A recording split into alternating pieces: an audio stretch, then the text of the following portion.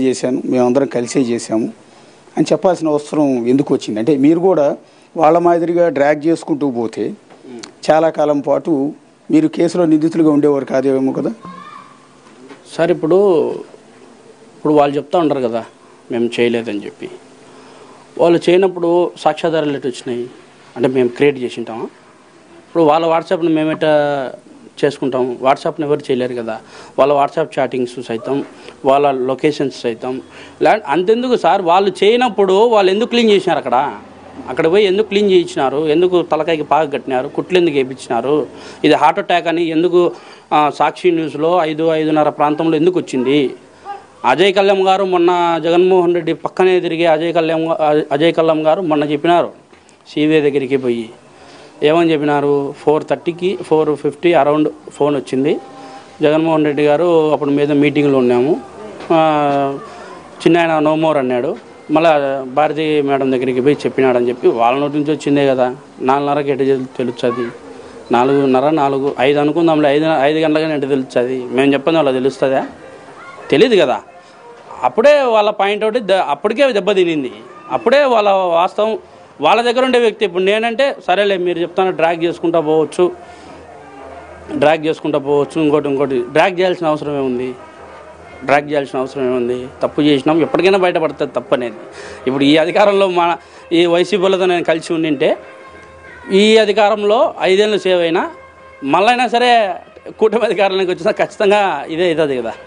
శిక్ష పడ్డం జరుగుతుంది, ఖచ్చితంగా అన్నీ జరుగుతాయి. కానీ డ్రాగ్ చేయాల్సిన అవసరం ఎవరికి లేదు. కానీ వాళ్ళు తప్పించుకునే ప్రయత్నం చేస్తూ ఉంటారు. ఈ రాష్ట్రం మొత్తంలో ఇప్పుడు ఒక విచిత్రమైన పరిస్థితి దస్తగిరిది. ఎందుకు అంటే ఒక సంచలనం సృష్టించిన ఒక సీఎంకి సోదరుడు, మరో సీఎంకి స్వయానా బాబాయ్, అలాంటి వివేకానంద రెడ్డిని నేనే చంపానంటూ బయటకు రావటం, అప్రూవర్గా మారటం,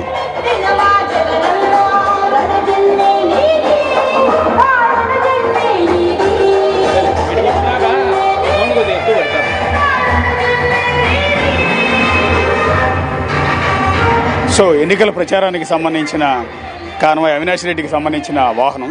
అంటే నేనేమంటానంటే ఒక విచిత్రమైన పరిస్థితి దస్తగిరిది. నేనే చంపానని ఒక నిందితుడు ఒప్పుకోవటం, అప్రూవర్గా మారటం, ఆ తర్వాత బయటికి తిరగటం, ఏకంగా గన్మెన్లు కూడా ఇవ్వటం. గన్మెన్లు పహారాలో ఎట్లా బతకగలుగుతున్నారు మీరు? ఈ మధ్యకాలంలో మీకు ఏం థ్రెట్ రాలేదా? మిమ్మల్ని చంపేస్తామని. కానీ ఇంత సంచలనం సృష్టించిన కేసులో మీరు కేంద్ర బిందువు అయ్యారు. రాష్ట్రంలో ఎవరు విన్నా వివేకానంద రెడ్డి మర్డర్ కేసు గురించి ఫస్ట్ పేరు మీరే చెప్తున్నారు. అలాంటి వ్యక్తి స్వేచ్ఛగా ఎలా ఉండగలుగుతున్నారు? సార్, స్వేచ్ఛగా ఉండేదానికంటే కూడా ఇప్పుడు నాకు ఇచ్చిన గన్మెన్లు ప్రొటెక్షన్ కోసము సిబిఐ అధికారులు నియమించినారు. నీకు ఏదైనా జరిగితే ఇబ్బంది అవుతుంది, అసలు సాక్షి చనిపోతే అప్రూవర్గా ఏదైనా ఉంటే ఇబ్బంది అవుతుంది అని చెప్పేసి వాళ్ళు పెట్టిన సెక్యూరిటీ వాళ్ళు.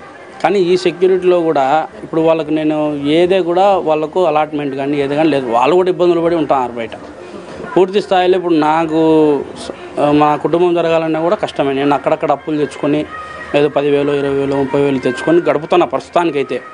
కానీ నేను ఇంత క్లిష్ట పరిస్థితుల్లో కూడా నేను చేసిన తప్పును నేను సమర్థించుకోలే. నా తప్పును నేను బయట చెప్పుకుంటున్నా, దాంట్లో తప్పేముంది? నేను తప్పు చేసినోనిగా నేను బయట చెప్పుకుంటున్నా, అయ్యా ఇది జరిగింది, వాస్తవాలు ఇవి జరిగింది అంటే నేనేమి చెప్పుకుంటే నేను రౌడీ అనో గుండా అనో అని అట్లా కాదు. ప్రజలు ఒక ఆలోచన కూడా ఉండాలా పూర్తి స్థాయిలో. ఎందుకు ఉండాలంటే నేను వాస్తవాలు నేను కన్నా బయటికి చెప్పుకోకుండా ఉంటే అది ఒకరి మీద రుద్దాలనే ప్రయత్నం వీళ్ళు ఆల్మోస్ట్ 5 ఏళ్ళ నుంచి చేస్తూనే ఉన్నారు. వాళ్ళు ఇంతవరకు ఇన్ని ప్రూఫ్లు చిక్కినా మీరు నిందితులని కోర్టు ముందర హాజరు అవుతానే కూడా మేము చేయలే అంటే అప్పటికి ఎవరు సిబిఐ వాళ్ళు ఏమన్నా చేతగాని వాళ్ళ, లేదంటే వాళ్ళు ఏమన్నా ఇన్వెస్టిగేషన్ చేయలేదా, లేదంటే వాళ్ళు ప్రూఫ్స్ చూపించలేదా? ఒక కోర్టు ఒక న్యాయస్థానం నన్ను నమ్మి అప్రూవర్ చేసిందంటే న్యాయస్థానానికి తగిన ఎవిడెన్స్ ఉంటుంది కదా. ఎవిడెన్స్ ఉన్నబట్టే దశకి చెప్పినది వాస్తవం.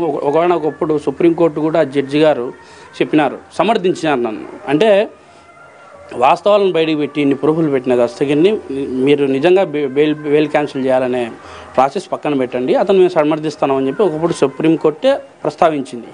కానీ ఈ రోజున నేను బయటికి చెప్పుకొని తిరగాలనేది నాకేం కోరిక కాదు. నా సమస్య ఏదున్నా కానీ నేను మీడియాతో పంచుకుంటాను. ఎందుకంటే మీడియాలలో కూడా కొన్ని రకాలు ఉన్నాయి.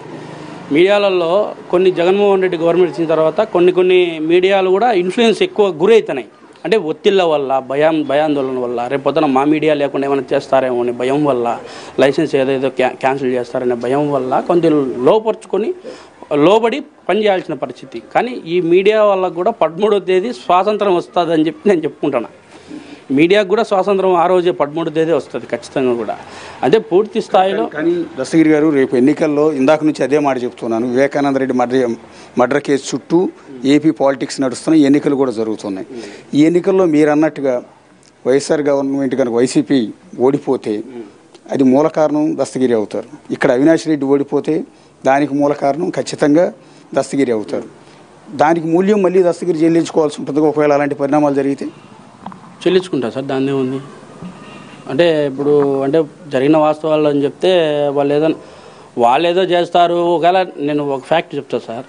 ఇప్పుడు ఒకవేళ నేను నిజంగా వాళ్ళ మీద అబద్ధం చెప్పింది అనుకో, మీరు చూస్తున్నారు, మీ మీడియా కవర్ చేస్తాను, వాళ్ళ ఇంటి పక్కలో నేను నివసించగలుగుతానా? సంబంధం లేని రాష్ట్రానికి పోయి అక్కడ బతకాలా? కరెక్ట్ కదా? అక్కడ బతకాలా? తప్పు. నేను అబద్ధం చెప్పినానే, నేను పారిపోవాలని అట్లా నా ఐడియాలు నాకు ఉంటాయి కదా. అట్లా పారిపోకుండా నిలబడినానంటే, ఒక మగోడిగా ఒక అమ్మకు పుట్టినోడిగా నేను నిలబడినానంటే దానికి కారణం ఏంది? పూర్తి స్థాయిలో జగన్మోహన్ రెడ్డి చేతుల మీదుగానే ఈ హత్య జరిగింది, వస్తే చేల్చుకుందాంలే అనే విధంగానే నేనుండా. అందరికి కూడా ఆశ్చర్యం అదే, పక్కనే సీఎం జగన్ ఇల్లు ఉంది, ఇంటి పక్కనే మీ ఇల్లు ఉంది. సీఎం జగన్ ఇంటి పక్కన నిలబడండి, ఒక విధంగా చెప్పండి అవినాష్ రెడ్డి ఇల్లు కూడా పక్కనే ఉంది. అవినాష్ రెడ్డి ఇంటి పక్కన నిలబడి సీఎం జగన్ ఇన్వాల్వ్మెంట్ ఉంది, అవినాష్ రెడ్డే చంపించాడు అని అంత పబ్లిక్ ఎట్లా చెప్పగలుగుతున్నారు? అంటే ఆ గట్స్ ఎక్కడ ఇవన్నీ?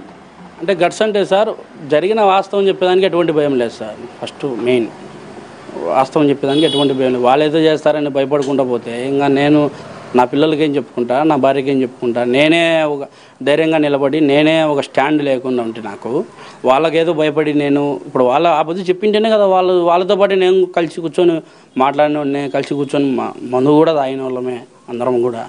ఇప్పుడు వాళ్ళు చెప్పింటే చేసినాం. ఇప్పుడు వాళ్ళు ఏదో చేస్తారని నేను భయపడి పారిపోవాల్సిన అవసరం నాకు ఏముంది? ఒకవేళ నేను తప్పు చెప్పింటే, తప్పు చెప్పలేదు కదా, వాస్తవాలు నేను బయట పెట్టినా కదా. అలాంటప్పుడు ఎవడు చేంజ్ చేస్తాడనేది నా దమ్ము, అది నా గుండె బలం. అది ఈరోజు వాళ్ళ గురించి నేను భయపడితే రేపొద్దున నా భార్య పిల్లల పరిస్థితి ఏమవుతుంది? ఆల్రెడీ కూడా మొన్న 4 నెలలు అక్టోబర్ 31 నుంచి ఫిబ్రవరి 20 ఆల్మోస్ట్ 20 తారీఖు వరకు నేను 4 నెలలు జైల్లో పెట్టి నన్ను చిత్రహింస చేసినారు. 24 అవర్స్ లాకప్. ఒక మనిషి ఒక రూమ్లో 24 అవర్స్ టీవీ లేకుండా ఫ్యాన్ లేకుండా ఎటువంటి పరిస్థితులు ఉండలేడు. కానీ ఆ రోజుకి కూడా నేను భయపడలే.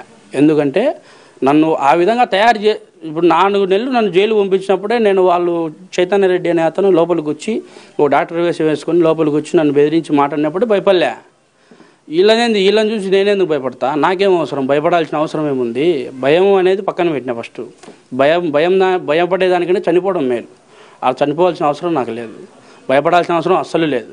ఎంతవరకైనా పోతా, ఏ దానికైనా సిద్ధమే. నేను కూడా అన్నీ తెగించిన తర్వాతనే నేను కూడా నిలబడినా. ఈరోజు ఎమ్మెల్యేగా పోటీ చేస్తానంటే జగన్మోహన్ రెడ్డి మీద నా నామినేషన్కి ఎన్ని అడ్డంకులు వచ్చింటాయో మీరు ఒకసారి ఆలోచన చేయాలా. ఇప్పుడు ప్రెస్ ముందుకు వచ్చి ఎవడో నాకు సామాన్యుడు మాట్లాడితే సాయంత్రం కల్లా జైలు పోయే పరిస్థితి. కానీ ఈ రోజుకి కూడా నేను గట్టిగా నిలబడుకొని ఈ మాటలు మాట్లాడుతూ ఉన్నా కూడా ఈ రోజున జగన్మోహన్ రెడ్డి కావచ్చు, జగన్మోహన్ రెడ్డి టీం కావచ్చు, నన్ను ఎన్నో విధాలుగా మాకు లొంగు, మా డబ్బులు తీసుకో, 20 కోట్లు కానీ 30 కోట్లు కానీ తీసుకో అంటున్నారు. కానీ నా ఇల్లు మీరు చూసినారు, నా పరిస్థితి మీరు చూస్తున్నారు. కానీ ఈ పరిస్థితుల్లో కూడా నేను ఎందుకు లొంగలే అంటే